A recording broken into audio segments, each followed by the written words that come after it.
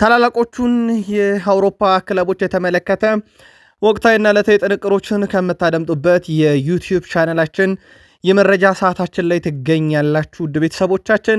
ለዚህም ሰዓት ታላላቆቹን የአውሮፓ ክለቦች የተመለከተ ወቅታዊና ዕለታዊ ጥንቅሮችን ለእናንተ ውድ አድማጮቻችን እንደ ሁልጊዜው እያደረስናችሁ እንቆያለን። በርከት ያሉ መረጃዎችን አሰናድተን ይዘን መተናል። በሀያላን ክለቦች ዙሪያ በተለይም ወቅታዊ መረጃዎች ላይ ትኩረቶችን እናደርጋለን።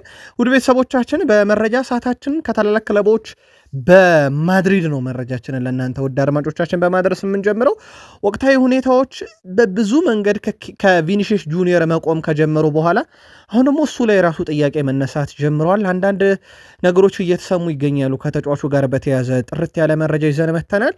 በባርሴሎና በኩል የቡድኑን ወሳኝ ተጫዋች የተመለከተ ተጨማሪ መረጃዎችን ለእናንተ ውድ አድማጮቻችን የምናደርሳችሆናል። በአውሮፓም ዙሪያ መረጃዎችን ካነሳን በኋላ ከዋክብቶችን የተመለከተ ወቅታዊና ዕለታዊ ጥንቅሮችን ይዘናል። ትከታተሉታላችሁ። በእንግሊዝ ፕሪሚየር ሊግ የመረጃ ሰዓታችን ታላላቆቹን የፕሪሚየር ሊግ ክለቦች ወቅታዊና ዕለታዊ ጥንቅሮችን ለእናንተ ውድ አድማጮቻችን እናደርሳለን። በተለይም አሰልጣኝ ከቀየሩ ክለቦች ጋር በተያያዘ ወቅታዊ መረጃዎችን ልናነሳ ወደናል። በቢግ ሲክስ ቶተንሃም ሆትስፐርስ ቤት ተጨማሪ መረጃዎችን ለእናንተ ውድ አድማጮቻችን የምናጋራችሁናል። በሲቲ የመረጃ ሰዓታችን ለየት ያለ መረጃ ለማሰናዳት ጥረት አድርገን ያሰባሰብነው መረጃ አለ። ይህም ለሲቲ ደጋፊዎች ነው። ከሲቲ ጋር በተያዘ ወቅታዊ ሁኔታዎችን ማንሳት አሁን በትልቁ አስፈላጊ ሆኖ ስለተገኘ ለየት ያለ ጥንቅር ይዘናል። የሲቲ ደጋፊዎች አብራችሁን ትቆያላችሁ። ወደኋላ መለስ ብለን ዓመታትንም ተንደርድረን 2024 እንሄድና አንድ ለየት ያለ መረጃ ለሲቲ ደጋፊዎች እናደርሳለን። ሲቲዎች አብራችሁን ቆዩ። በቼልሲ የመረጃ ሰዓታችን የቡድኑ ወሳኝ ቁልፍ ተጫዋች ኮል ፓልመርን በተመለከተ አሁን እየወጡ ያሉ ተጨማሪ መረጃዎችን እናነሳለን። ከዛ በዘለለ ደግሞ የቡድኑ ሌላኛውን አማካይ ተጫዋች በተመለከተ ወቅታዊ ጥንቅሮችን ይዘናል። ቼልሲያንም አብራችሁን ቆዩ። በሊቨርፑል በኩል አሰልጣኝ አርኔ ስሎት ጋዜጣዊ መግለጫ እየሰጡ ነበር። ይህን መረጃ ለእናንተ ውድ አድማጮቻችን ስናሰናዳ በማለዳውም ጥንቅራችን ቃለመጠይቁን ይዘን እንመጣለን ብለናችሁ ነበረ። አካተነዋል። የእሳቸው ቃለመጠይቅ ብዙ ነገር ነው ያነሱት። ውድ ቤተሰቦቻችን ጉዳት፣ ቀጣይ ጨዋታዎችን በተመለከተ፣ እረፍት፣ ያስፈረሟቸውን ተጫዋች በተመለከተና በጨዋታ በኩል ለደጋፊዎች ያስተላለፉት መልእክት አለ። ሰፊ ጥንቅር ነው የያዝነው። በእሳቸውም ዙሪያ የሊቨርፑል ደጋፊዎች ቆዩን። አርሰናል ቤት አንድ ጥያቄ እየተነሳ ነው። አሁን ቡድኑ ምርጥ ነው፣ አርቴታ ግን ምርጥ ናቸው ወይ የሚል ጥያቄ አሁን ወደ መነሳትና በስፋት አጀንዳ ሆኗል። አርሰናል ያስፈራል፣ ሚኬል አርቴታ ያስፈራም የሚሉ ሀሳቦች አሁን ሚዲያውን ተቆጣጥረውታል። ከዚህ ጋር በተያያዘ ሚኬል አርቴታ የሚተችበት ወቅት ላይ የቡድን ውስጥ ተጫዋቾች እንዴት ያሉ ናቸው በሚል አንዳንድ ተጫዋቾችን ነጥለን ለመመልከት አስፈልጎናል። ከነኚህ ውስጥም የብሪቼ ኢዜን፣ ሄንካፔ፣ ማርቲኔሊን፣ ሳካን፣ ራይስን እናነሳለን። ከዛ እንደ ቡድን ራሱ አርሰናልና ሚኬል አርቴታን በተመለከተ በጣም ለየት ያለ ጥንቅር አሰናድተናል። አርሰናል ደጋፊዎች ትወያዩበታላችሁ። በርከት ያሉ ጉዳዮች እናያዝ ነው።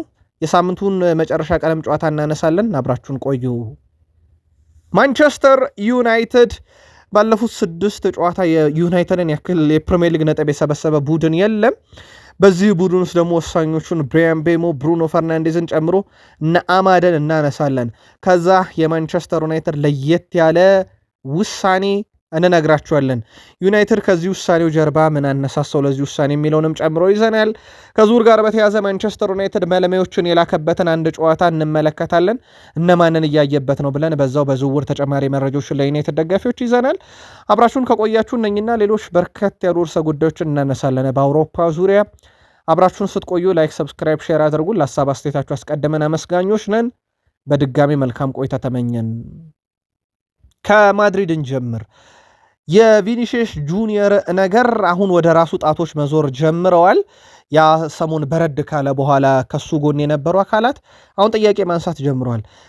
እንደ መነሻ ግን አንዳንድ ሀሳቦችን እናንሳ። ለአብነት ያክል ኬሊያን ምባፔ ቪኒሺየስ ጁኒየር ምንም ቢያደርግ ለዘረኝነት ጥቃት መዳረግ የለበትም፣ እሱ መጥፎ ሰው አይደለም፣ ይልቁንስ አብዛኞች በእግር ኳስ እንዲዝናኑ ያደረገ ሰው ነው።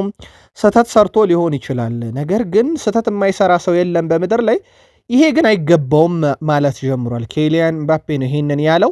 ከዚህ ጋር በተያያዘም ዋይኒ ማርክ ሩኒ ደስታውን የገለጸበትን መንገድ በተመለከተ እንደዚህ አይነት ደስታዎች በዓለም ዋንጫ ላይ አውቃለሁኝ፣ ግን በክለቦች ላይ ብዙ አልተመለከቱም። በዛ ላይ የክለብ አርማ ባለበት ቦታ ላይ ያንን ደስታ ማድረጉ ለእኔ አስፈላጊነቱ ግልጽ አይደለም ሲል ዘ ስፔሻል ዋን ጆዜ ሞሪኒሆ በድጋሚ መጥተዋል። እሳቸውም የቤኔፊካ ታሪካዊ ተጫዋች ኢስ ቢዮ ነው። ኢሱስ ቢዮ አፍሪካዊ ተጫዋች ነው፣ ጥቁር ተጫዋች ነው። ስለዚህ ቤኔፊካ ምንም ከጥቁሮች ጋር የተያዘ ችግር የለበትም ብሏል። በእርግጥ ዘ ስፔሻል ዋን ጆዜ ሞሪኒዮ ለጥቁሮች ያላቸው ቦታ ትልቅ ነው። እሳቸው እንደውም እስቲ ጥቁሮችን ወደ ሀገራቸው መልሶ የዓለም ዋንጫ የሚበላ ሀገር ካለ እናያለን ማለታቸው ይታወቃልና እሳቸውም ከጥቁር ጎን ስለመሆናቸው ብዙ ጥያቄ የሚነሳባቸው ሰው አይደሉም። እንደ አጠቃላይ ቤኔፊካንም ተከላክለዋል። ቪኒሺየስ ጁኒየር በማህበራዊ ትስስር ገጹ ላይም ጥቁሮች ወደ ቦታቸው እያለ ይገኛል። የለጠፈው ምስል ደግሞ ራሱ ቤኔፊካ አርማ ስር እየጨፈረ ያለችውን ፎቶ በማህበራዊ ትስስር ገጹ ላይ ለጥፎ ጥቁሮችን ወደ ቦታቸው እያለ ይገኛል። ይሄ ያሉ ሁኔታዎች ናቸው። አሁን ላይ ግን እሱ ላይ ጥያቄዎች እየተነሱ አይደለም ወይ የሚሉትን ጉዳይ ደግሞ ከዘ አትሌቲክ እንመልከተው። ቪኒሺየስ ጁኒየር በዚህ ሳምንት የዘረኝነት ጥቃት ማስተናገዱን ያስታወሰው ዘ አትሌቲክ ቪኒሺየስ ጁኒየር ባለፉት ዓመታት የደረሱበት ጥቃቶች ቁጥር ከፍተኛ ነው ይላል። ከ2021 ወዲህ ብቻ 10 የተለያዩ የስፔን ስቴዲየሞች 26 ጥቃቶች ደርሰውበታል። ትልቁ ትኩረት ተደርጎባቸው ከነበሩት ውስጥ ደግሞ በቫሌንሺያ እና በአትሌቲኮ ማድሪድ ስቴዲየም የደረሰበት ጥቃት ነው። ከቤኔፊካ ጨዋታ በፊት ቪኒሺየስ ጁኒየር ለመጨረሻ ጊዜ ጥቃት የደረሰበት በሁለተኛ ዲቪዚዮን ክለብ አልባሴቴ ደጋፊዎች ነበረ። በኮፓ ዴላሬ ተሸንፈው ወጥቷል። በዝርግጥ የተቃራኒ ክለብ ደጋፊዎች ቪኒሺየስ የጥቃት ሰለባ የሚሆነው ደጋፊዎች ለማበሳጨት ስለሚሞክር ነው ሲሉ ይወቅሱታል። ለዚህ የሪያል ማድሪድ ጥቁር ተጫዋቾች እንዳሉት ሲያነሱ ይህንን ሐሳብ አሰልጣኝ ጆዜ ሞሪኒዮም ተጋርተውታል። ላብነት ያከለ በሪያል ማድሪድ ቶኒ ሩዲገር ጥቁር ነው፣ የዘረኝነት ጥቃት አይደርስበትም። ኦሬል ቹዋሚኒ ጥቁር ነው፣ የዘረኝነት ጥቃት አይደርስበትም። ኬሊያን ምባፔ ጥቁር ተጫዋች ነው፣ የዘረኝነት ጥቃት አይደርስበትም። ይሄንን እንደ መከራከሪያ ያነሳሉ። ቪኒሺየስ ጁኒየር ራሱ የሚያነሳሳቸው ነገሮች አለ በሚል ያው ይሁን እንጂ ምባፔ ሩዲገርን ጨምሮ እነኚህ ተጫዋቾች ጥቃት አይደርስባቸውም በሚለውም ጉዳይ ላይ ግን አንዳንዶች እንደ መከራከሪያም ቢያጠፋ ስለምን በዘረኝነት መልኩ ጥቃት ይደርስበታል የሚል መከራከሪያም ቢያነሱ፣ ቪኒሺየስ ጁኒየር ግን ተቃዋሚዎቹን ስኬታማና በራሱ የሚተማመን ጥቁር ሰው ማየት የማይወዱ ስለሆነ ነው እኔን ዘረኝነት ጥቃት የሚያደርሱብኝ ይላል። አንዳንዶች ዳንሴን ይተቻሉ ያለው ቪኒሺየስ ግን የእኔ አይደለም፣ ሮናልዲኒዮ ጎቾ፣ ኔይማር ጁኒየር፣ ማቲያስ ኩኛን እንዲሁም ሌሎች ተጫዋቾችና ጥቋቁሩ አሜሪካውያን ወይም የላቲን ተጫዋቾች ይደንሳሉ። ማቲያስ ኩኛ አርሰናል ላይ ያንን አድርጎታል ብሎ ደግሞ እንደ መከራከሪያ ያነሳል። ቪኒሺየስ ጁኒየር ደጋፊዎችን ለጸብ ታነሳሳለ በሚል የቀረበበትን ወቀሳም በጭራሽ አልቀበለውም ብሏል። ይልቁንም ጥቁር ስፔን ውስጥ ተቀባይነት ለማግኘት የተቀመጠለትን ስታንዳርድ እንዲከተል ስለሚጠበቅ ነው እኔ ህጉን ጥሼው ሄጃለሁ። ስለዚህ ለጥቁር ተብሎ የተቀመጠ ህግን እኔ አልቀበልም፣ ለዛ ነው እኔ የምተቸው ብሏል። ችግሩ የሚጀምረው እነሱ ለጥቁር ያስቀመጡትን ደንብ ጥሰ ከፍ ባለ ድምፅ ስለ ጥቃት መናገር ስትጀምር ነው እያለ ይገኛል። ጉዳዩን ለአድማጭ ተመልካቾቻችን እንቶ ቪኒሺየስ ጁኒየር ብቻ ከዛ ሁሉ የማድሪድ ጥቁር ተጫዋች ተነጥሎ ለምን ጥቃት ይደርስበታል? በዘረኝነት ጥቃትስ በተነሳ ቁጥር ለምንድን ነው የቪኒሺየስ ጁኒየር ስም የሚነሳው ብላችሁ እናንተ ታስባላችሁ? እኛ ጠለቅ ያለውን የዘ አትሌቲክ መረጃን ጨምሮ ሌጀንዶች ዘ ስፔሻል ዋን ጆዜ ሞሪኒዮ ያሉትን ጉዳይ ያጋራናችሁ። ባርሴሎና ደረስን። ራፊኒያ በአገኛቸው ፍጹም ቅጣት ምቶች እያንዳንዱን አስቆጥሯል። በነገራችን ላይ ስታድ ሬንስ በሊድስ በባርሴሎና በብራዚል ያገኛቸውን ፍጹም ቅጣት ምቶች በሙሉ አስቆጥሯል። 14 መጥቷል፣ 14ቱንም አስቆጥሯል። አሁን ግን በባርሴሎና ቤት ዋና መቼ አይደለም። ካስተዋላችሁ በባርሴሎና ላሚን ያማል ነው እየመታ ያለው። ባለፈው ሳምንት አምክኖ ቢያንስ የነጥብ ልዩነቱ ከዚህ በታች መሆን የሚችልበት እድል እንዳይፈጠር አድርጓል።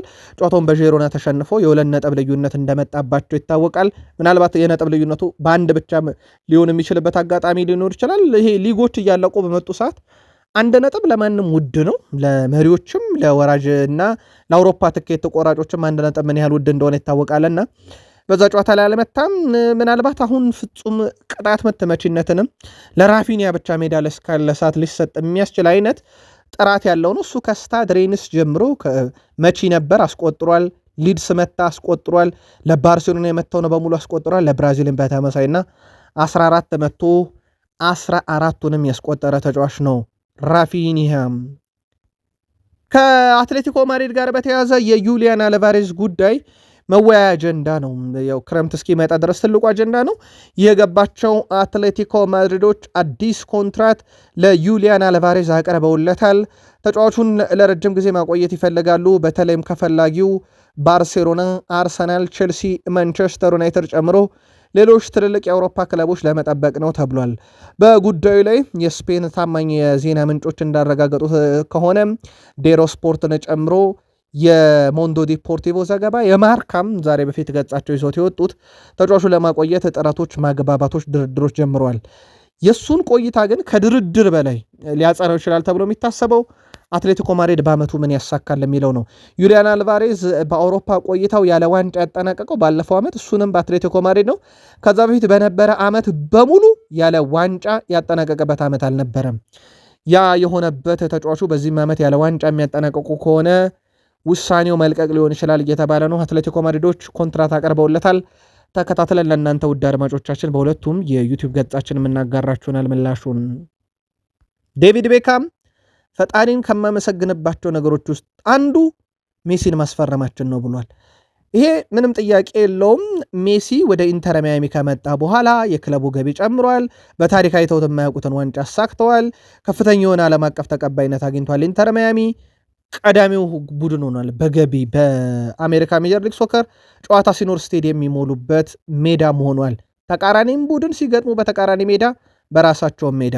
ከዚህ ጋር በተያዘ ፈጣሪን በጣም ነው የማመሰግነው ተሳክቶ ሜሲን ስላስፈረምን ብሏል። ከዚሁ ጋር በተያዘ ግን ዛሬ ሮድሪጎ ዲ ፓውል ያጋራው መልእክት መነጋገሪያ ሆኗል። ይኸው የሜሲ ጥብቅ ወዳጅ የሆነው ሮድሪጎ ዲ ፓውል ሐሳቡን ሲያጋራም የአሜሪካ ሜጀር ሊግ ሶከር ጠንካራ ፉክክር እየታየበት ያለው ውድድር መሆኑን ይናገራል። አርጀንቲና አማካይ ሮድሪጎ ዲ ፓውል ተጫዋቹ ሲናገርም ከአውሮፓ ሻምፒዮንስ ሊግ ይልቅ የአሜሪካ ሜጀር ሊግ ሶከርን ማሸነፍ ይከብዳል እያለ ነው። በአውሮፓ ሻምፒዮንስ ሊግ አልነገሰም እሱ ከአትሌቲኮ ማድሪድ ጋር እንደሚታወቀው፣ ግን ያሳካው የአሜሪካ ሜጀር ሊግ ሶከር እንደከበደው ነው የተናገረው። ተጫዋቹ ሲናገርም የአውሮፓ ሻምፒዮንስ ሊግ ቀላል ነው ከአሜሪካ ሜጀር ሊግ ሶከር አንጻር ካየረው ይላል። ሮድሪጎ ዲ ፓውል በዚህ ውድድር ዓመት ከኢንተር ሚያሚ ጋር የአሜሪካ ሊግ ዋንጫን ማሸነፉ አይዘነጋም። ዲ ፓውል በእግር ኳስ ሕይወቱ የአውሮፓ ሻምፒዮንስ ሊግ ዋንጫን በማግኘት ደረጃ ስሙ በታሪክ ያልተጻፈ ተጫዋች ሆኖ እንዴት ይሄንን አለ የሚለው ግን በጣም አነጋጋሪ ጉዳይ ነበረ። በአንድ ወቅት እሱ ኳሶችን ይዞ ፍጹም ቅጣት ምት ሳጥኑ አካባቢ ሲደርስ የሊቨርፑል ደጋፊዎች መቆም ግድ ይላቸው ነበር። በጣም አስደናቂ ጎል ከሳጥኑ ውጭ ያስቆጥራል። ኳሱ ባይቆጠር እንኳን ግብ ጠባቂው ቢያደንበት በጣም ማራኪ ነው። ብረት ቢመልስበት ማራኪ ነው። አምጾ ከሊቨርፑል ከወጣ በኋላ ግን የእግር ኳስ ሕይወቱ ሙሉ ለሙሉ ያከተመለት ፌሊፔ ኮቲኒሆ በቫስኮ ዳጋማም ያለው ነገር አብቅቷል። ኮቲኒሆ እንግዲህ አሁን ላይ የአእምሮ ጤና እክል እንደገጠመው እየተነገረ ይገኛል። ቫስኮ ዳጋማም ኮንትራቱን እንዲያቋረጥ በጋራ ስምምነት ወስነዋል። የ33 ዓመት ተጫዋች ነው በነገራችን ላይ ፌሊፔ ኮቲኒዮ አሁን ላይ ራሱ ሳላ በሊቨርፑል እየተጫወተ ነው። ስለዚህ ለፊሊፔ ኮቲኒዮ በዛ ብቃቱ ላይ የነበረ ተጫዋች ቢቀጥል አሁን ድረስ በሊቨርፑል ቦታ ያጣል ተብሎ አይታሰብም። ምክንያቱም ሳላ እየተጫወተ ያለው በአሁኑ ወቅታዊ ብቃቱ ጥሩ አይደለም፣ ግን ለሊቨርፑል ያበረከተው ነገር ባለፉት 10 ዓመታት ውስጥ ቀላል የሚባል አይደለም የሳላህ እና ምናልባት ኮቲኒዮ በዛ ብቃቱ ቢቀጥል በፍጹም በዚህ ሰዓት የሊቨርፑል ተጠባባቂ ይሆናል ተብሎ አይታሰብም። እንዳልኳችሁ በዛው ብቃቱ የሚቀጥል ቢሆን ኖሮ ከሊቨርፑል የወጣበት ሂደት ግን የእግር ኳስ ሕይወቱን ምን ያህል እንደጎዳው ይታወቃል። ለባርሴሎና እሱ ሲያቀና ሊቨርፑል በዛ ገንዘብ ቨርጅል ቫንዳይክንና እንዲሁም ግብ ጠባቂውን አሊሰን ቤከር ገዝቶ በዋንጫ እንደተንበሸበሸበት ይታወቃል። ፌሊፔ ኮቲኒዮ አሁን የአእምሮ ችግር ገጥሞት ከቫስኮ ዳጋማም ኮንትራቱ ተቋርጧል። በዚህ ወደ እንግሊዝ እንምጣ ውድ ቤተሰቦቻችን። የእንግሊዝ ፕሪሚየር ሊግ ቀሪ ጨዋታዎችን የሚያደርግባትን ኳስ በዛሬው ዕለት ይፋ አድርጓታል። ለየት ባለች መንገድ የተሰራችው ኳስ ከዚህ በኋላ የፕሪሚየር ሊጉን ሻምፒዮን የአውሮፓን ትኬት ተቆራጮች ከፕሪሚየር ሊግ ተሰናባቾቹን የምትወስንልን ኳስ እችናት ብለው ዛሬ ይፋ አድርገዋታል። የመጨረሻ ጨዋታዎች ይደረጉበታል። ከቀጣይ ውድድር ዓመት ጀምሮ በዚህቹ ኳስ ጨዋታዎች ይደረጋሉ። እችን ኳስ በተመለከተ ግን ፔፕ ጋርዲዮላ ሚኬል አርቴታም አማረውባታል። በጥሎ ማለፍ ጨዋታ በካራቦ ካፕ እና በኤፍኤ ካፕ አሁን ያማረሩባትን ኳስ ነው እንግዲህ ዋንጫ ለመብላት አርሰናል እና ሲቲ የሚፋለሙባት። የተቀሩት ክለቦች ደግሞ እንዳልኳቸው የአውሮፓ ትኬቶችንና ላለመውረድ ይፋለሙባታል። ለማንኛውም ፕሪሚየር ሊጉ ዛሬ ኦፊሻሊ ይፋ አድርጓታል። አሰልጣኝ የሚቀይሩ ክለቦች የውጤት ማገገምን በጊዜያዊነት ያሳያሉ። ለአብነት ያክል በዚህ ረገድ በቅርብ ዓመታት ውስጥ ካየናቸው ይሄ ውጤት የሚያገገም ቡድንን በመያዝ ቪቶር ፔሬራ ቀዳሚ ናቸው። ቪቶር ፔሬራ 2024/25 የውድድር ዓመት ሲንገዳገድ የነበረው ነው ወልቭስ በፕሪሚየር ሊጉ አትርፈውታል። ዘንድሮ ይዘውት አብሮት ጀምሮ ግን መንገዳገዱ ወደኋላ ሲመለስ ተባረዋል። ግን እሳቸው ልክ እንደያዙ በጨዋታ ከ1.4 በላይ ነጥቦችን በመጀመሪያ 5 ጨዋታ ያሳኩ ነበረ። በኋላም ላይ ወደ 0.56 ወርዶባቸው ነው የተባረሩት። ሲባረሩ ማለት ነው። ሲጀምሩ ግን ወደ 1.4 አካባቢ ነጥብ ይሰበስቡበት ነበረ። ያ ወልቭስን አትርፎታል 2024/25 የውድድር ዓመት።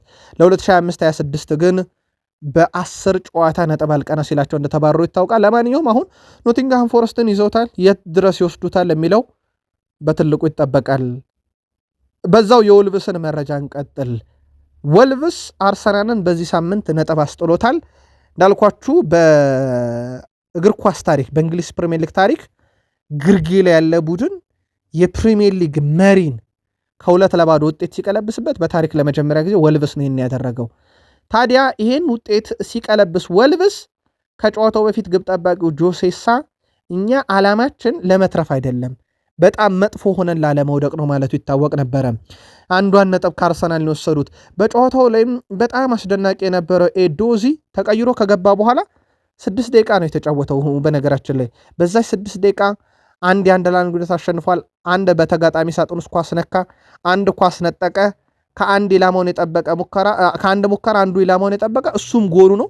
በነገራችን ላይ ቶም ኤዶዞ ገና 19 ዓመቱ ነው። የበርካታ ታላላቅ ክለቦችን ቀልብ የሳበም ተጫዋች ሆኗል። ካሁኑ ትላንትና አርሰናልን ጉድ የሰራው ተጫዋች እንደዚህ አይነት ደቂቃ ወይም 6 ደቂቃ ብቻ ነበር ያስፈለገው ለእንደዛ ድራማ ለበዛው ምሽቱ ላይ። በሻምፒዮንስ ሊግ ታሪክ 2 ተጫዋቾች ናቸው በአንድ ጨዋታ ያውም በመጀመሪያ አጋማሽ 4 ጎል ያስቆጠሩት። ሉዊስ አድሪያኖ የቀድሞ ተጫዋች ነው ብራዚላዊ 2014 ላይ አድርጎት ነበረ። ከዛ በኋላ አንቶኒዮ ጎርደን 2026 ላይ ከ12 ዓመት በኋላ በአውሮፓ ሻምፒዮንስ ሊግ ከረፍት በፊት 4 ጎል አስቆጥሯል። በታሪክ የመጀመሪያው እንግሊዝ ተጫዋች ነው ከረፍት በፊት ሃትሪክ የሰራ ሲደመር 4 ጎል ያለው። በታሪክ የአስቶን ቪላ በርካታ የአውሮፓ ሻምፒዮንስ ሊግ ግብ አስቆጣሪ ነው። ብዙ እንላለን። አንቶኒ ጎርደን በኒካስል ዩናይትድ ቆይታው ግን ያልተረጋገጠ ነው። የበርካታ ክለቦችን ቀልብ የሳበ ነው።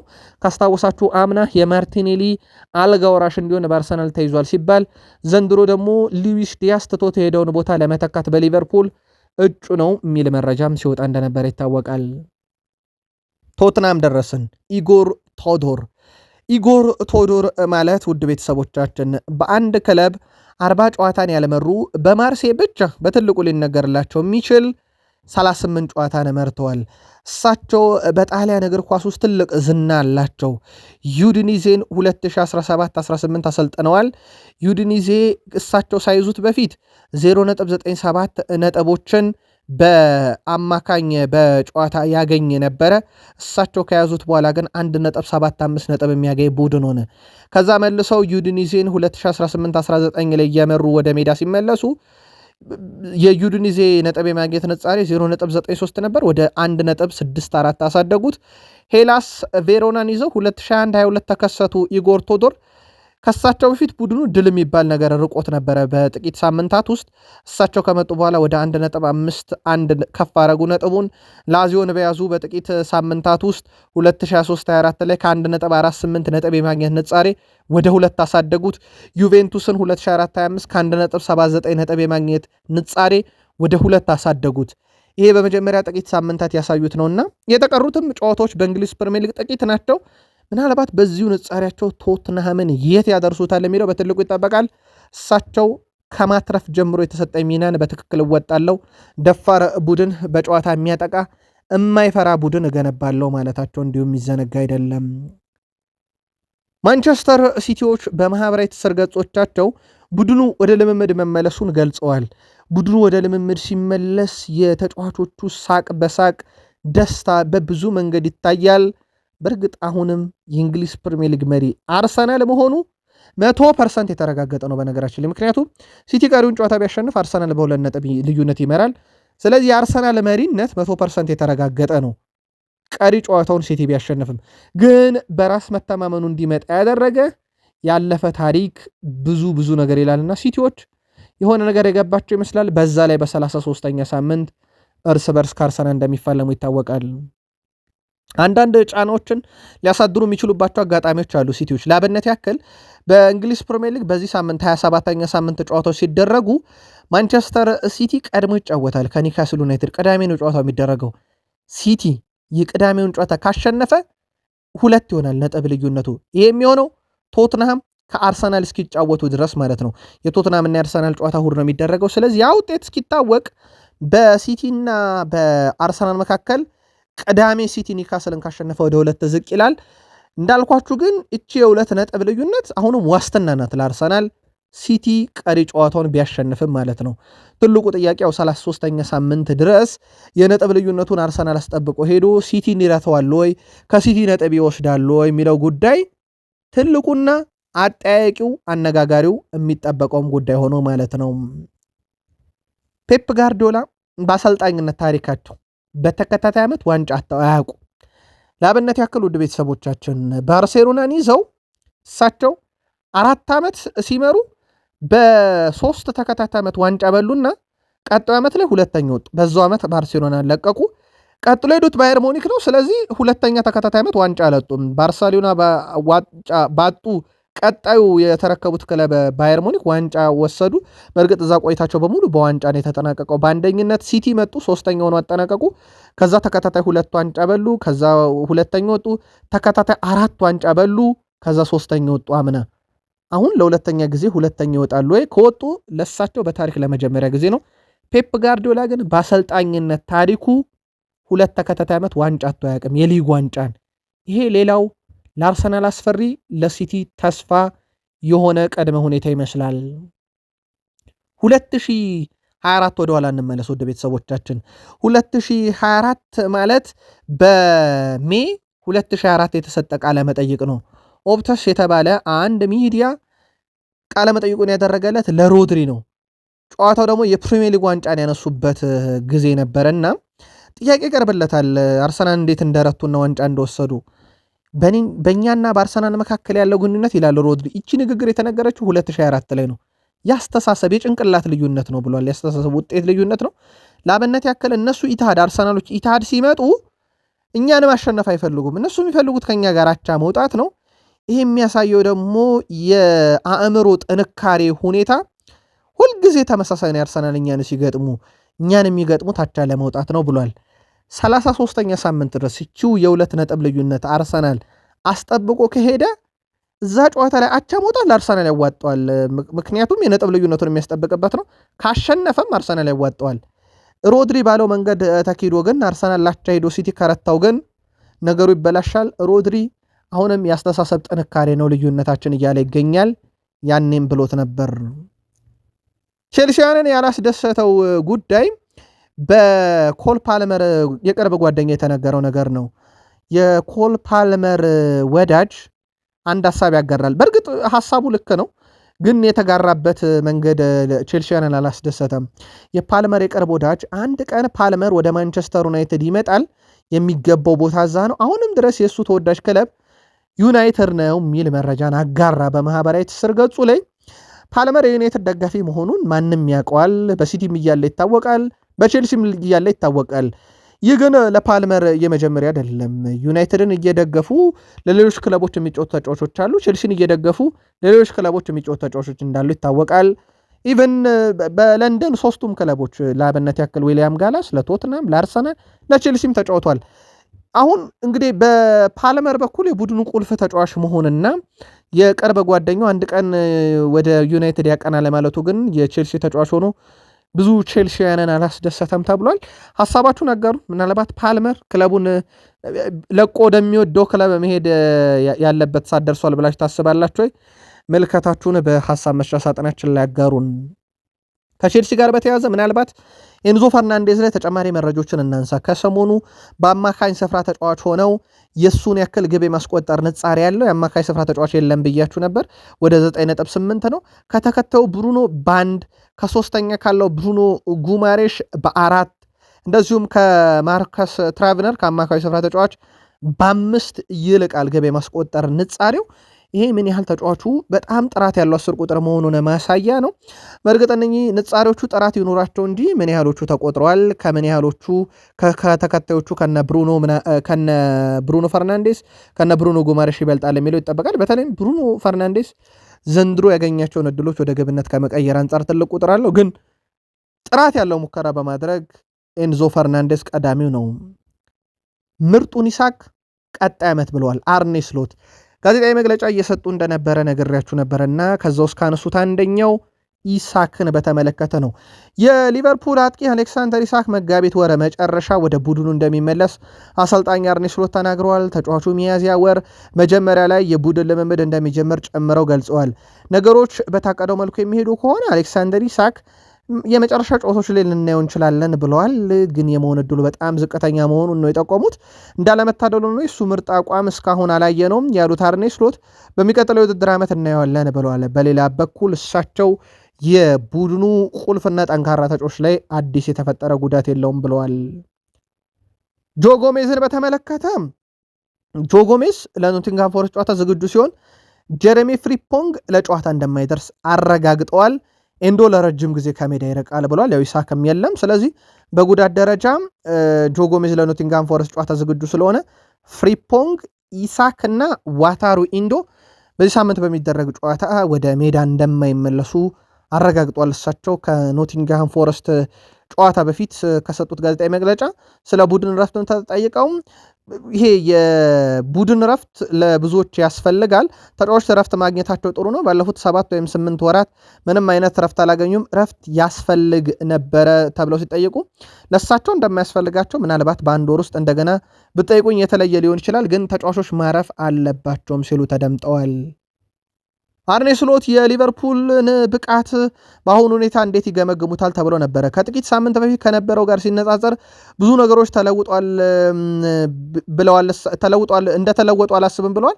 ባለፉት 19 ጨዋታ 2 ጊዜ ተሸንፈናል እና ሁለቱንም በተጨማሪ ደቂቃዎች ላይ ተሸንፈናል እና እነዚያ ጨዋታዎች አላሸነፍንም። የፕሪሚየር ሊግ ጨዋታ ማሸነፍ ምን ያህል ከባድ እንደሆነ ማወቅ አያስፈልግም።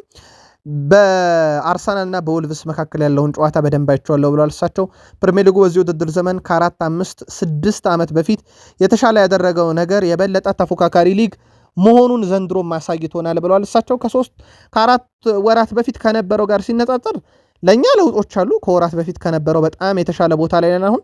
ለዚህም ተጨማሪ ምክንያቶች አሉ። ነገር ግን በጣም ቀላል የሆነው ነገር ብቁ ሆነን መገኘታችን ነው ብለዋል። እሳቸው በሁሉም ጨዋታዎች ላይ በቡድን ዜና ካነሷቸው ውስጥ ማማርዳሽቬሊን በተመለከተ ለእኔ አሊሰንን መምረጥ የሚያስደንቅ አይደለም። ባለፈው ውድድር ዘመን በኤፍኤ ካፕ ላይ የተለየ ምርጫ አድርገናል። ያ እውነት ነው።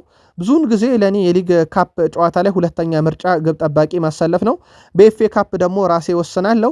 ጆርጅ የመጀመሪያ ዙር ጨዋታ ተጫውቷል። እንደ ሌሎች ጨዋታዎች ሁሉ ለቡድኑ ሆነ ለሱ ጥሩ ተነሳሽነትን ይፈጥራል። አሊሰን በቡድን ውስጥ ግን ዋና ሰው ስለሆነ እሱን እጠቀማለሁ ብለዋል። ሌላው በቆሙ ኳሶች ዙሪያ ላይም ሀሳባቸውን አጋርተዋል። አሮን ብሪክሲል በከፊል ቡድኑን አሻሽሎታል። በጣም እድለኞች አልነበርንም ብለዋል። እሳቸው ግን በቆሙ ኳስ በዚህ ውድድር ዓመት ላይ በሻምፒዮንስ ሊግ በፕሪሚየር ሊግም ከቆመ ኳስ ጋር በተያዘ አንዳንድ ልናረማቸው የሚገቡ ነገሮች አሉ።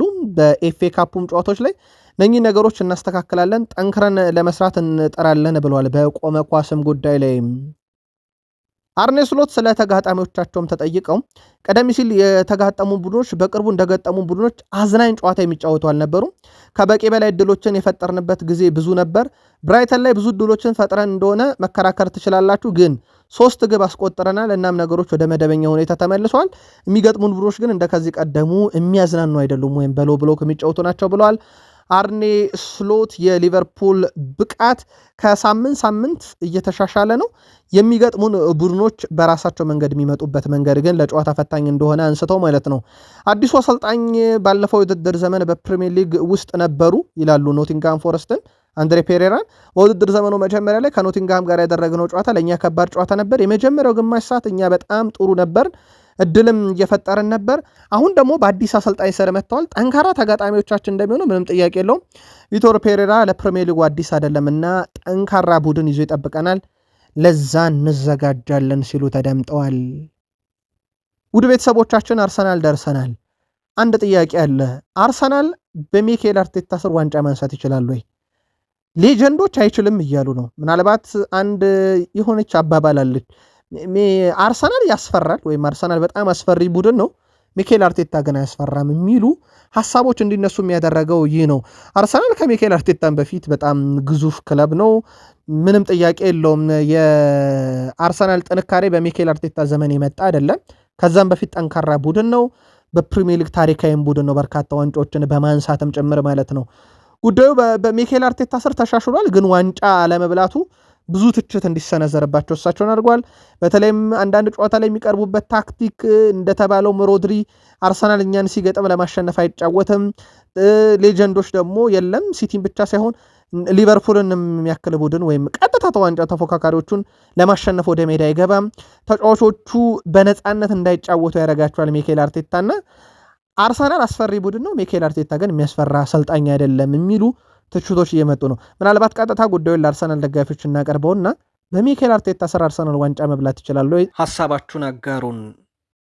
ኤብሪቼ ኢዜን እናንሳ፣ በተናጠል ደግሞ ተጫዋቾች እንመልከት። ኤብሪቼ ኢዜ በፕሪሚየር ሊግ ግብ ካስቆጠረ 15 ጨዋታ አልፏል። ውድ ቤተሰቦች ሃትሪክ የሰራው ስፐርስ ላይ ነበረ። 15 ጨዋታ እንግዲህ እንዳጠቃላይ አልፎታል። እነኚህ ጎሎች ካገኘ ማለት ነው። ምንም ጎል ምንም አሲስት የለም። ያው በኤፍኤ ካፕ እና ካራቦ ካፕ የግብ አስተዋጽኦም በአውሮፓ ሻምፒዮንስ ሊግ ቢኖርም ግን በፕሪሚየር ሊግ እሱንም እያየ ነው አይደለም።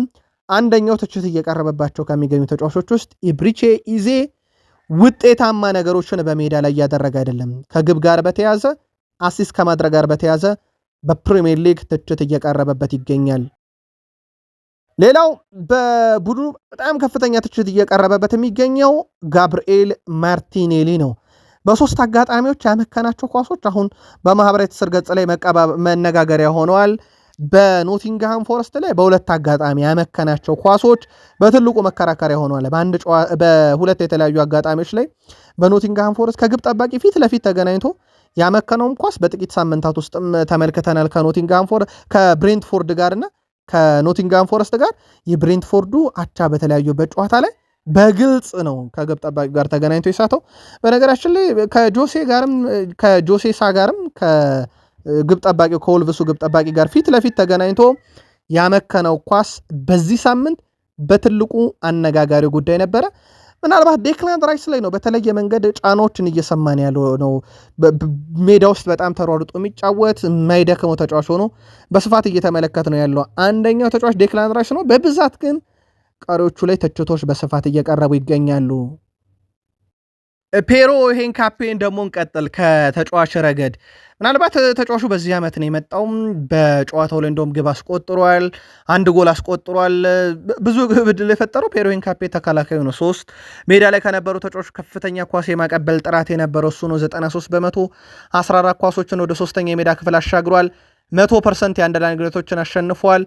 ከ6 የአየር ላይ ግንኙነት 4 አሸንፏል። 5 ኳስ አጸዳ፣ 3 ኳስ አቋረጠ። በአንጻራዊነት ሜዳ ላይ ከነበሩት ውስጥ በጥሩ ሁኔታ ይጠቀሳል። ምናልባት ከሳካ ጋር በተያዘ ቡካዮ ሳካ ግብ አስቆጥሯል፣ እውነት ነው። ግን የሚፈለገውን ያህል ጥራት ደረጃ ላይ ነው ወይ በቅርብ ጨዋታ የሚል ጥያቄ ይነሳበታል። ቡካዮ ሳካ የመጀመሪያ አርሰናል ተጫዋች ከሆነ 2015 በኋላ ወይም ከሳንቲ ካዞሮላ በኋላ 5 እና ከዛ በላይ የተሳካ ድሪብልን በአንድ ጨዋታ ከ10 በላይ አንድ ለአንድ ግቦችን እና 9 እና ከዛ በላይ ኳስ መልሶ መቆጣጠር የቻለ ተጫዋች በሚሉ ቁጥሮች አሉት። ግን በውጤት ደረጃ ባለፉት ጥቂት ጨዋታዎች ላይም ሳካም አንደኛው ጥያቄ እየተነሳበት ነው። ሳካ አሁንም ፕሪሚየር ሊጉ በእኛ ቁጥጥር ስር ነው፣ በደንብ ጨዋታዎች ላይ ማተኮር ይጠበቅብናል ሲል ተደምጧል። ከአርሰናል ጋር በተያዘ እንደ ቡድን አርሰናል ባለፉት 7 ጨዋታ 2 ድል 4 አቻ 1 ሽንፈት ማግኘት ከሚጠበቅበት ነጥቦች ውስጥ 11 ነጥቦችን ጥሏል። ከ21 ነጥቦች ማለት ነው 11ዱን ጥሏል። 10 ብቻ ነው ያሳካውም። ከዚህ ረገድ ካየን ውድ ቤተሰቦቻችን ክሪስታል ፓላስ እና ዌስትሃም ናቸው ከአርሰናል በላይ በ2026 ነጥብ የጣሉት። ከዛ ቀጥሎ በርካታውን ነጥብ የጣለው ቡድን የሚኬል አርቴታውም ቡድን አርሰናል ነው። እነኚህ ደካማ ቡድኖች ናቸው በፕሪሚየር ሊጉ ክሪስታል ፓላስም ዌስትሃምን። በዛ ደረጃ ነው እንግዲህ አርሰናል እየተጠቀሰ ያለው አሁን። ይሄም እንደ አንድ ትልቅ ችግር የሚነሳበት 2026 ላይ ውጤት የማስጠበቅም ጭምር ነው። ፖል ሜርሰን አርቴታ ከጨዋታው በኋላ በሰጠው አስተያየት በጣም ተደናግጭ ያለው ብሏል። አርቴታ በአሁኑ ጋዜጣዊ መግለጫ ግልጹን የተናገረው በጣም እንዳዘነ በተፈጠረው ነገር፣ ለዋንጫ ጥሩ ቁመና ያለ ቡድን እንዳልሆነ ተስፋ መቁረጥ የታየበትም ንግግር ነበረና ፖል ሜርሰን ከጨዋታው ውጤት በላይ የሚኬል አርቴታ ጋዜጣዊ መግለጫ በጣም አስደንግጦኛል ሲል ተደምጧል። ከጨዋታው በኋላ በሰጠው ሀሳብ ሚኬል አርቴታ የትኛውም ጥያቄ፣ የትኛውም ትችት፣ የትኛውም መጥፎ እና ጥሩ አስተያየት ማስተናገድ አሁን አለብን፣ ግድ ይለናል ብለዋል። ከጋዜጠኞች የሚቀርቡ ትችቶችን ሁሉንም እቀበላለሁ፣ የነበረን እንቅስቃሴ የዋንጫ አይነት እንቅስቃሴ አይደለምና እቀበላለሁኝ ብሏል። በጋዜጠኞችም በተንታኞችም በኩል እየቀረበ ያለው ጥያቄ ሚኬል አርቴታ ወልቭስን 2-0 የሚመራው ቡድን ውጤት እንዲያስጠብቅ የሄደበትን መንገድ ወይም የተጫወተበትን ቅርጽ እንዳልወደዱት በርካቶችም ሲተቹ ነበር። በእርግጥ ይህንን የአርሰናል ደጋፊዎችም የቀድሞ ሌጀንዶችም እነ ፖል ሜርሰንን አርሰናል ውጤቱን ለማስጠበቅ የተጫወተበት መንገድ ትክክል አይደለም ወይም ከአርሰናል የሚጠበቅ አይደለም በሚል ቅሬታንም ሲያቀርቡበት ነበረ። የወልቭሱ ሰው ሮብ ኤድዋርድስ እንደውም ተጨማሪ ጎሎችን የማስቆጠር ተስፋ ነበረን፣ ምክንያቱም አርሰናል ባለበት ደረጃ ምክንያት ጫና ውስጥ ነው። ስለዚህ ሊጠቀሙት እና ሊገጥሟቸው ያሰቡትን ተረድተን ያንን ለመጠቀም ሞክረናል። በመጨረሻ ከጨዋታው ከ2-0 ተመርተን ነጥብ ይዘን ወጥተናል። ግን ጨዋታውን ልንቀለብስ ከዚህም በተሻለ መንገድ ልንቀለብስ የምንችልበት እድል ነበረ ሲል ተደምጧል። ከዚህ ጋርም በተያዘ ሚኬል አርቴታም ሁለተኛ አጋማሽ ላይ ነገሮች እንደተበላሹ ኢቭን ጎሉን እንኳን እኛ አስቆጠረን 2-0 ስንመራ የተዳከመ ቡድንና መሰረታዊ በሆኑ ነገሮች ላይ መጥፎ ነበረ ቡድኔ ብለዋል። እሳቸው ከሁለተኛ አጋማሽ በኋላ ግብን ብናስቆጠር መጥፎ ነበርን ብለዋል። አንድ አባባል አለ በፕሪሚየር ሊጉ ያው የሰር አሌክሳንደር ቻክመን ፈርጉሰንን ያክል በዋንጫ የነገሰበት አሰልጣኝ ባይኖርም እሳቸው አንድ የሚሉት ነገር አለ። በእርግጥ አሁን በርካቶችም ይጋሩታል። የፕሪሚየር ሊግ ዋንጫ የሚወሰነው በወራ መጋቢት ነው የሚሏት አባባል ነበረቻቸው። ከዛ ፊት በነበሩ ነገሮች ላይ ሲጠየቁ ምናልባት ያ ሰዓት አሁን በአርሰናል ቤት የደረሰ አይመስላችሁም ወይ? ጻፉልን። ሌላው አርሰናል በሳምንቱ መጨረሻ የሚገጥመው ቡድን ቶትንሃምን ነው። ቶትንሃም ባለፉት 12 ቀናት ጨዋታ የሚባል ነገር አላደረገም። አርሰናል ባለፉት 12 ቀናት በየ3 እና 4 ቀኑ እየተጫወተ መጥቷል። 8 ቀናት አልፎታል አሰልጣኙ ከቀየረ። በአዲስ አሰልጣኝ ስር ነው ያለው፣ ተነሳሽነቱ ይታወቃል። አርሰናል አሁን ባለበት ቁመናና ስፐርስ የአርሰናል ቀንደኛ ተፎካካሪ ከመሆን አንጻር ይሄ በውጤት አይደለም፣ በሁለቱ ክለቦች ባለው ተቀናቃኝነት አንጻር ጨዋታው ሊከብድ ይችላል ተብሎ ለአርሰናል ተሰግቷል። የሰሜን ለንደን ደርቢ ጨዋታ ለክብር ነው የሚደረገው። ውድ ቤተሰቦቻችን የከተማ የበላይነት ለንደን ነጭ ናት ቀይ ናት፣ ብዙ ፉክክር አለ። ደርቢ ላይ ታክቲክ ብቻ ሳይሆን ይሄ የተክለሰውነት፣ የሩጫ፣ የፍጥነት፣ የጉልበት ታክቲክ ብቻ የሚሰራበት ነገር አይደለም። መለያውን መልበስ በራሱ የሚያመጣቸው ተነሳሽነቶች አሉና በዚህ ሰዓት የሚደረግ ጨዋታ ለአርሰናል መሆኑ በርካቶች በጣም መጥፎ ሰዓት ላይ መጣ ጨዋታ እያሉት ነው። ይህንን የቶትናም ጨዋታ ቼልሲንም ይገጥማል፣ ሲቲንም ይገጥማል። ግን የቶትናም ጨዋታ በተናጠል ካለው ትንቅንቅ አንጻር በጣም መጥፎ ሰዓት የመጣ እየተባለ ነው። ወቅታዊ ሁኔታን አርሰናሎች እንዴት ትገመግሙታላችሁ? ደጋፊዎች ጻፉልን። ባለፉት 6 ጨዋታ በፕሪሚየር ሊጉ ከማንቸስተር ዩናይትድ በላይ ነጥብ የሰበሰበ ክለብ የለም። ለዚህ ቡድን ጥንካሬ ደግሞ በርካቶችን ማንሳት ይቻላል። ለአብነት ያክል ብራያን ቤሞን ብንወስድ በ2025/26 የውድድር ዘመን በማንቸስተር ዩናይትድ ከፍተኛ ግብ አስቆጣሪ ነው። ብራያን ቤሞ 10 ግቦችን ለዩናይትድ በዚህ ዓመት አስቆጥሯል። ቤንያሚን ሼሽኮ 7፣ ብሩኖ ፈርናንዴዝ እና ማቲያስ ኩኛ 6፣ ካዜሜሮ 5፣ ፓትሪክ ዶርጉ እና ሜሰን ማውንት 3፣ ጆሽኳ ዜርኪዝ፣ አማድ ዲያሎ እና ሃሪ ማገር 2፣ ዲዬጎ ዳሎ፣ ማቲያስ ዴሌክት አንዳንድ ግቦችን ለማንቸስተር ዩናይትድ አስቆጥሯል። በዚህ ረገድ ብራያን ቤሞ በመጣበት ዓመት በግብ ደረጃ ለዩናይትድ እዚህ መድረስ ደግሞ ትልቁን ድርሻ ተወጥቷል። እነኚህን ጎሎች እንዲቆጠሩ በማቅረብ ረገድ ደግሞ ብሩኖን የሚስተካከል የለም። በ2025/26 የውድድር ዘመን ለማንቸስተር ዩናይትድ በሁሉም መድረክ 13 አሲስቶች አሉት ብሩኖ ሚጌል ፈርናንዴዝ። ይሄ በጣም ትልቁ ቁጥር ነው። በአውሮፓ ውስጥም ከሚኬል ኦሊሴ ቀጥሎ የምናገኘው ቁጥር ነው። ከዛ ውጪ ዲያጎ ዳሎት፣ ፓትሪክ ዶርጉ፣ ኮቢ ሜኖ፣ አማድ 3 አሲስቶች አሉ። ፓትሪክ ዶርጉን ዩናይትድ ምን ያህል እንዳጣው ማሳያ ነው። ከዛ 2 አሲስት ያበረከቱት እነ ካዜሜሮ፣ ማቲያስ ኩኛ፣ ብራያን ቤሞ እናነሳለን። 1 አሲስት ያላቸው ሃይደን ሄቨን፣ ሌኔሮ ሉክሾ፣ ጆሽኳ ዜርኪዝ፣ ቤንያሚን ሼሽኮ፣ ሜሰን ማውንት፣ ሃሪ ማጓየር እናገኛለን። ቡድኑ በዚህ ረገድ ያው ይሄ ተነጥሎ የወጣው ብሩኖ ፈርናንዴዝን ከላይ ካስቀመጥን ከዛ በኋላ ተመጣጣኝ ነው። ከበርካቶች አሲስት ይገኛል። ይሄ ለቡድኑ እንግዲህ ተገማች እንዳይሆንም ይረዳል። ግን የብሩኖ መኖር በብዙ መንገድ ዩናይትድን የሚጠቅም አይነት ሚና ስለመሆኑ ግን ምንም ጥያቄ የለውም። ኮት ዲቫራዊ አማድ ዲያሎ በማንቸስተር ዩናይትድ ቀጣዩ ኮት ዲቫራዊ ምርጥ ተጫዋች መሆን እፈልጋለሁ ብሏል። በኮት ዲቫር የእግር ኳስ ታሪክ ውስጥ ያያ ቱሬ፣ ዲዲየር ድሮግባ ይጠቀሳሉ። ወደፊት እኔ በዩናይትድ ደግሞ ሌላኛው አይቮሪያኒ ተጫዋች መሆን እፈልጋለሁ ብሏል። በትልቁ ስም የሚጠቀስ ስም የሚጠራ በዚህ ረገድም ለቡድኑ እንግዲህ ለእያንዳንዱ ለሚመዘገቡት ውጤቶች በቀጣይ ጨዋታዎች ላይ ትልቁን አበርክቶ ማድረግ እፈልጋለሁ ሲል ተደምጧል። ውድ ቤተሰቦቻችን ያው እየተነሳበት ያለው ቅሬታ በሰሞኑ ይታወቃል። በተለይም ይሄ ከአፍሪካ ዋንጫ በኋላ ድካም ታይቶበታል በሚል ማለት ነው። እሱ ግን ቀጣይ አይቮሪያኒ ሆናለሁ ብሏል። ከያያ ቱሬና ዲዲየር ድሮግባ ቀጥሎ በዩናይትድ በማበረከተው አስተዋጽኦ ሲል ተደምጧል። ማንቸስተር ዩናይትዶች አንድ ግዙፍ ውሳኔን ወስነዋል። ማንቸስተር ዩናይትድ ከበርንማውዝ ጋር ከሜዳ ውጭ የሚያደርገውን ጨዋታ መመልከት ለሚፈልጉ ደጋፊዎች በሙሉ ነፃ ትራንስፖርት አዘጋጅቻለሁ ብሏል። ጨዋታው የሚደረገው ማርች 20 አርብ ምሽት ነው። 31ኛ ሳምንት ነው። ከአንድ ወር በኋላ የሚደረግ ጨዋታ ነው። ውድ ቤተሰቦቻችን ያ ጨዋታው የሚደረግበት ቀን የስራ ቀን ነውና ለሰራተኞች አይመችም። ይህን የተረዱት ማንቸስተር ዩናይትዶች ቀንቷችሁ ትኬቱን ላገኛችሁ ውድ ቤተሰቦቼ እና ደጋፊዎቼ ወጪያችሁን ሸፍናለሁ እያለ ነው ማንቸስተር ዩናይትድ የትራንስፖርቱን። ማንቸስተር ዩናይትድ አርብ በኢትዮጵያን አቆጣጠር መጋቢት 2018 ነው ከበርንማውዝ ጨዋታ የሚያደርገው። የጨዋታው ዕለት ለህዝብ ትራንስፖርት አስቸጋሪ በሆኑ ከማንቸስተር ዩናይትድ ከተማ ውጭ በሚደረገው ጨዋታ ነፃ ባስም ይዘጋጃል። የትራንስፖርት ወጪ ደጋፊዎችን በባስ እስከ 50 ፓውንድ በባቡር ደግሞ ከዛም በላይ ያስወጣቸው እንደነበር ይታወቃል። ዩናይትድ ግን የለም ልትደግፉኝ እዛ ድረስ እስከመጣችሁ ድረስ ሙሉ ወጪያችሁን ሸፍናለሁ፣ የሥራ ሰዓታችሁን ማይስተጓጎለም ብሏል ደጋፊዎቹን። የማንቸስተር ዩናይትድ መለማዮች በዚህ ሳምንት ወደ ጣሊያን ተጉዞ ነበር የኢንተር ጨዋታን ለመመልከት።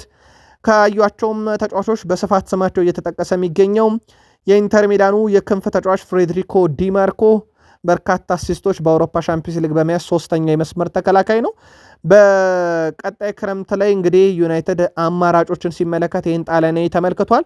ሌላው ማንቸስተር ዩናይትድ በክረምት አሌሳንድሮ ባስቶኒንም እየተመለከተ ነው። ግን ከሊቨርፑል ጠንከር ያለ ፉክክር በዚህ ዝውውር ይጠብቀዋል ተብሎ ይታሰባል ማንቸስተር ዩናይትድን። በዚህ ረገድ ማንቸስተር ዩናይትድ በጣሊያን በነበረው የሳንሲሮ ቆይታው ፍሬድሪኮ ዲማርኮና አሌሳንድሮ ባስቶኒን መመልከቱን ነው ከወደ ጣሊያን አካባቢ እየወጡ ያሉ መረጃዎች የሚያመለክቱት። ከዩናይትድ ዝውውር ጋር በተያያዘ በርካታ መረጃዎች ይወጣሉ። የራሽፈርድ መመለስ ጉዳይ አሁንም ድርድር ላይ ነው። የጆሽኳ ዜርኪዚ ክለቡን መልቀቅ አይቀሬ ነው። ራስመስ ሆይሉንድ በዛው በናፖሊ ቋሚ መሆኑ የሚቀር አይመስልም። በርካታ ለውጦችን በቀጣይ ክረምት በማንቸስተር ዩናይትድ እንዲሁ እናያለን ተብሎ ይጠበቃል። እዚህ ጋር እናብቃና በቀጣይ መረጃ ሰዓት እንገናኝ። መልካም ቀን።